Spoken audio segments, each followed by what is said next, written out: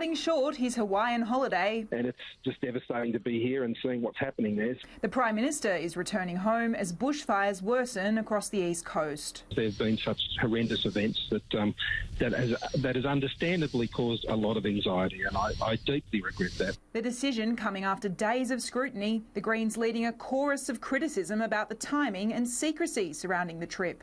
We're out the front of the Prime Minister's house and he's not here. Protesters even camped outside Kirribilli House, calling for his return.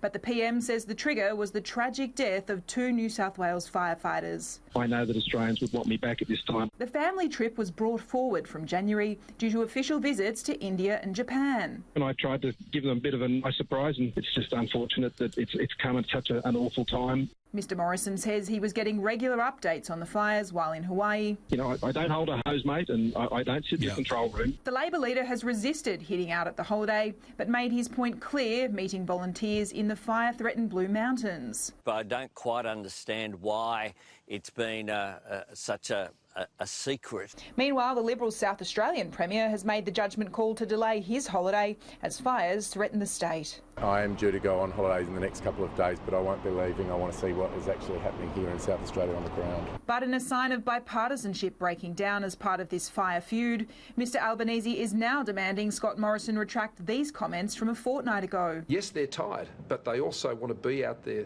defending their communities. Those comments are inappropriate. I think they are quite innocent comments. The decision to cancel the holiday is a rare admission by Scott Morrison that he made a mistake. The Prime Minister clearly conscious that it hasn't been a good look to be holidaying overseas while fires continue to burn and smoke haze blankets places like here in Canberra.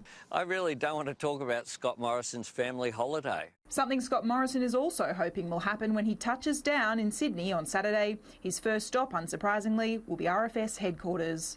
Trudy McIntosh, Sky News, Canberra.